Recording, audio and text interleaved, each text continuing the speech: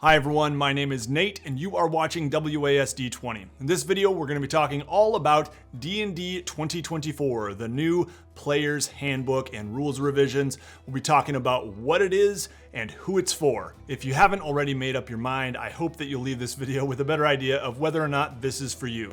For folks new to D&D, knowing what to buy can be confusing. That's why I made this video about a year ago now, which gives some good advice on how newcomers might get started.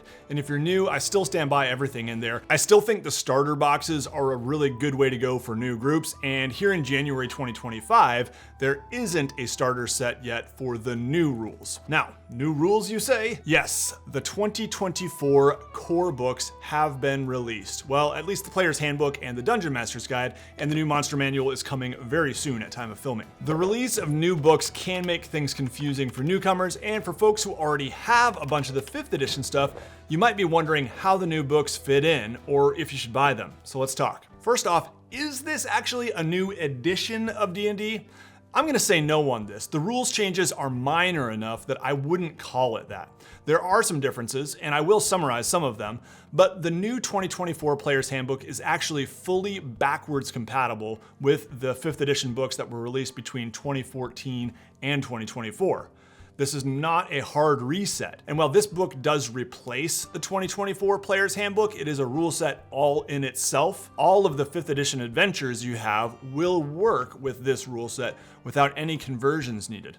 The rules are similar enough that everything in these modules will work without issue. Now, actual rules-heavy books like Xanathar's Guide or Tasha's Cauldron of Everything will be less useful now because some of this stuff has been overridden by the new Player's Handbook. But again, adventure books will be fully backwards compatible. Also, Wizards of the Coast even claims you can have characters made with the 2014 Player's Handbook in a game right alongside characters made with the 2024 Player's Handbook. They are balanced in such a way that this should work, though I haven't done it myself. As 5th edition has been fairly well loved for most of its life, this was a really smart move. The new here blends seamlessly with the old. So calling these books 6th edition would, in my opinion, not be an accurate statement. The two names I've seen used most would be D&D 5.5 edition, or probably more commonly just D&D 24. I'm not sure what the consensus is out there, but calling it the 2024 rules revision is unwieldy. So with all of that said, who is this book for? Well, if you're just getting into D&D, it's probably a good idea to get the latest stuff, but it's not like a no-brainer. I'm not entirely sure it's better, it's just different. It just depends on how badly you want to be on the cutting edge. This is the question that we always ask every time a new edition of our favorite role-playing game is released. I do think there are some better explanations and examples of how the game works for new players here in the 2024 rules, but it's not a significant difference. For those of us who have played a lot of D&D 2014, I think the main reason to upgrade here would just be if you're feeling the need to shake things up a bit. When you've been playing a single game for years, it can be nice to see some new changes being implemented based on player feedback. If you're a bit bored with 5th edition, this might be just enough to spice things up a bit. In addition to some of the rules changes, it's also a pretty new book with some nice new art. I think there are some improvements in layout, and there's a really handy glossary in the back. Seriously, the rules glossary is one of my favorite things about this new book. It's already saved me so much time at the table from just pouring through the rest of the book trying to find a certain rule. All in all, I'd say it's a pretty high quality package here. Now, let's talk about some of the more significant changes here in the 2024 Player's Handbook. First off, we have revised core classes. There are a lot of elements of your class that will instantly be familiar from 5th edition. Some classes just got a few minor tweaks. Others, however, got a more complete overhaul. So depending on what class you're playing, the game might feel pretty different for you. It's just a matter of perspective. One new thing is that all classes get their subclass, which is like a further specialization of your class, at level 3 now. Many classes already did in the 2014 rules, the rogue, the fighter, and many others, for example, but the cleric used to choose their domain at level 1, and now it's level 3, and there are different things you would choose at level 1 for a cleric. Another change is that instead of race, D&D 24 calls it species. While there are certain traits that go along with each species, overall there are fewer than in the 2014 rules. Not fewer species, I'm talking about fewer traits, fewer things are determined by your species. Instead, more are determined by your background now, such as your ability score boosts. Your species just determines less than your race did in 2014. There are also a couple of species that were not in the 2014 Player's Handbook, including Goliath and Aasimar, that are now included in the Player's Handbook. So overall, there are more species in this book than there were races in the 2014 book. Lastly, regarding species, half-orc is just now completely replaced by orc. Now, I did mention backgrounds. Let's talk about some of the more significant changes to backgrounds. For those who are new, your background is what you did before becoming an adventurer. In addition to your ability score boosts, your background now gives you a feat.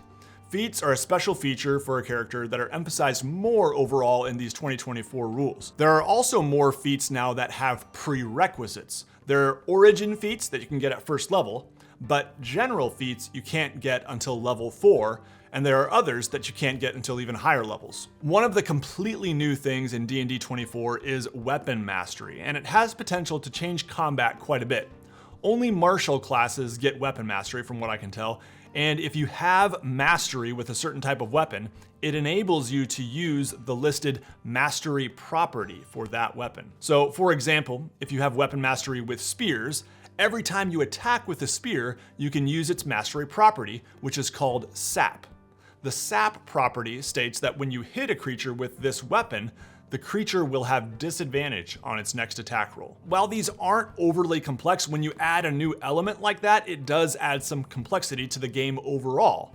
But I have found them pretty fun so far. It's a trade-off though. It's one of the ways I could see D&D 2024 being a little less beginner friendly. It's the same reason I'd much rather play D&D with characters at 5th level than 12th level. More abilities that layer on other abilities. Complexity can be rewarding and fun, but it can bog things down a bit. Those are some of the bigger changes in my opinion, but there are a whole lot of other changes, so here's just a few more. There are some new spells, and many spells have been reworked. There are also some minor changes to spell casting as a whole. There are changes to the way exhaustion works, as well as surprise and grappling. There's a new system called Heroic Inspiration that replaces the old Inspiration system, but it's pretty similar overall. Drinking a healing potion is now a bonus action rather than a full action. Drawing or stowing a weapon is included in the attack action. And I could go on and on with lots of other minor changes, but the point is, they overall are minor tweaks to the rules, and you're still gonna feel like you're playing 5th edition here. So is it worth making the leap to the 2024 D&D rules update? In my opinion, it still does make a decent entry point for new players. There are some things that are explained really well, and I like a lot of the examples. And I know that the draw for new players who don't know a lot of people who play is gonna be to get the newest thing, because you're just gonna be able to find more players in general who are playing the latest thing. For veteran players, it just depends on how satisfied you are with the 2014 Player's Handbook. Do you want a few tweaks to the rules to shake things up a bit?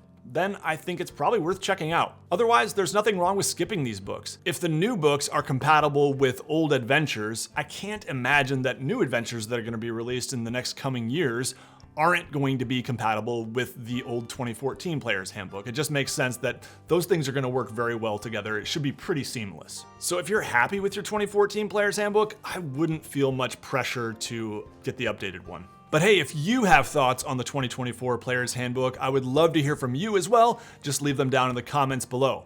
If you're hoping to learn how to create characters for D&D 24, I've got a guide for you that walks you through the process with the 2024 Player's Handbook. Character creation is pretty different here in D&D 24, and there's a learning curve, so I hope this video helps a lot of people. Before we go, I want to thank the WASD 20 patrons for their support. These people are amazing, and I really appreciate it. You can join with them too in support of my work. Just check it out over at patreon.com/WASD20. Another way you can support the channel is by buying your RPG goodies through my Amazon affiliate links. I've got links to a lot of the D&D products I've talked about down in the video description, and buying through those is a great way to support the channel at no extra cost to you. All right, like, subscribe, all that good stuff. Take care, everybody. You'll see me again very soon.